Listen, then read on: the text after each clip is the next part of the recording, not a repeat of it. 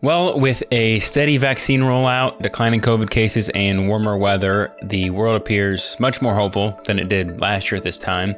And while we all probably wish we could wipe our memories of this past year using the Men in Black neuralizer, there are some valuable money lessons that I think we can take away from this experience. If you're going to forget something from the pandemic, let it be the failed sourdough loaves and not these 10 money lessons that we learned from this past year.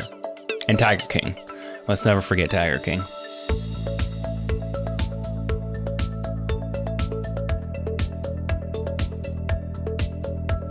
Number 1, things rarely go as planned. Unless you had access to a time-traveling DeLorean, you probably didn't anticipate the past year unfolding the way it did. This is a really humbling lesson when it comes to financial planning. Anytime you're developing a plan, financial or otherwise, learning to be comfortable with uncertainty is a valuable skill. Understanding ahead of time that things probably won't go as planned, even when times are good, can make adapting to the unexpected a little bit more manageable. Number 2, emergency funds exist for a reason. Establish an emergency fund is probably one of the most common pieces of financial advice, so much so that even I get tired of hearing it as a financial planner. However, I still tell all of my clients to maintain at least 3 to 6 months of living expenses on hand because, as we've seen, you never know what might happen to disrupt your income. And even though it seems like a brighter future is ahead of us, let's not forget just how many people lost their primary source of income for months. Start planning today for the unexpected by accumulating a few months worth of living expenses in cash. Number 3, timing the stock market is futile. I remember sitting on a phone call with a client at the end of February. This was back in the old school days when it was still just being referred to as coronavirus. And he asked what I thought about the whole virus situation. And at that point, we didn't know what it was, so that's what I told him. I said the stock market is currently reflecting all the available information about the virus, and it will continue to do so. A few weeks later, we saw one of the worst stock market crashes in history. And to everyone's surprise, 1 year later, when the economy is still not fully reopened, the market is at an all-time high. Not a single investment or economic expert predicted that the market would recover as fast as it did, yet here we are. And if you would have moved to cash in mid-March to wait out the pandemic, like a lot of people did, you would have lost a fortune. All that is to say, you cannot time the market. Invest for the long term, set your target asset allocation based on your goals and risk tolerance, and let it ride. Number 4, we also learned our true investment risk tolerance. I don't know if you remember, but on March 16th of 2020, the S&P 500 dropped 12% in that single day.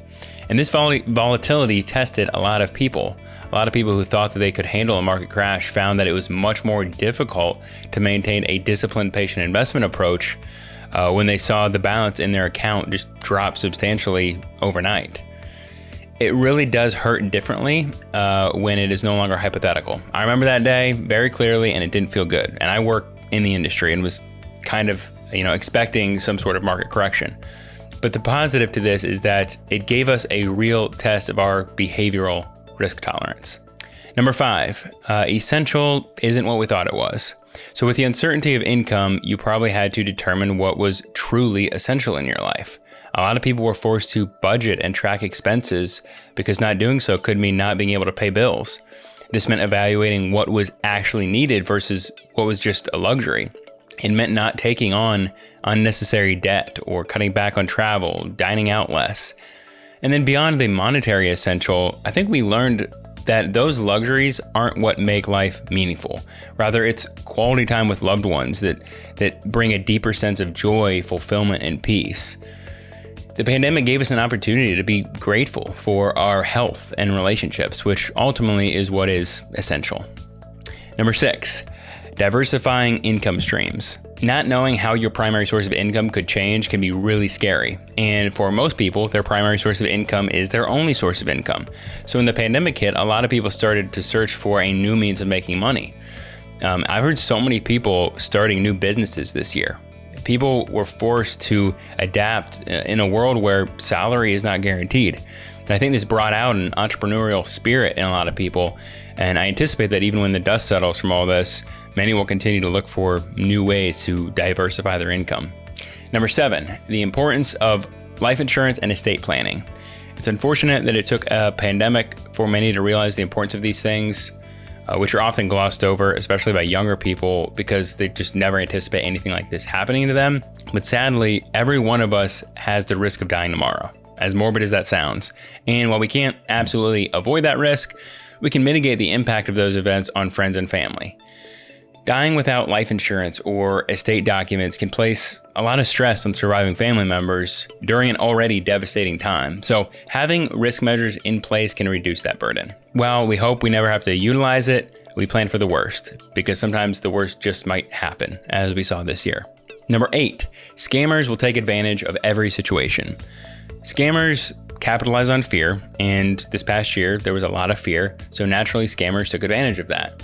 Since January 1st of 2020, there have been over 260,000 fraud reports totaling over $407 million in losses, specifically pertaining to COVID. And many of these scams revolved around online shopping, travel plans, diet products, stimulus checks, IRS filings, and these will probably continue as scammers get more sophisticated. But just remember that the IRS or any government entity will never call you out of the blue asking for personal information, and they will definitely never tell you to pay via an iTunes gift card. If you ever suspect something is off, hang up the phone and do some investigating. Don't give in during a moment of panic, because that's how they get you. Number 9, your financial advisor can be virtual. So this past year required almost every business to adapt to a virtual setting. And yes, there is a level of comfort that comes from meeting someone in person, but finding and working with a professional who works virtually is absolutely possible and effective. There are several clients that I work with whom I've never met in person, and we have a great relationship. Plus, they don't have to get dressed up and fight through traffic to get to my office. Now, while I love meeting people in person, this year showed us that professional relationships can thrive in a virtual setting. And finally, number 10, in the year of a public health crisis, we learned that one of the best investments you can make is in your health. As the CDC recently reported, nearly 78% of people who are hospitalized for COVID were overweight or obese. Being intentional about getting adequate sleep, exercising regularly, spending time outdoors, eating unprocessed whole foods, and laughing with loved ones will not only make you feel better every day, but it will also increase your health span, the quality of your life over time. And it'll reduce the risk of illness due to a robust immune system. And more importantly, a healthy lifestyle provides you with the opportunity to continue engaging in the activities you love with the people you love. So in a world that is now obsessed with investing in the latest cryptocurrency, NFTs, don't forget to invest in your own health. I hope this was helpful and thought-provoking. Have a great week.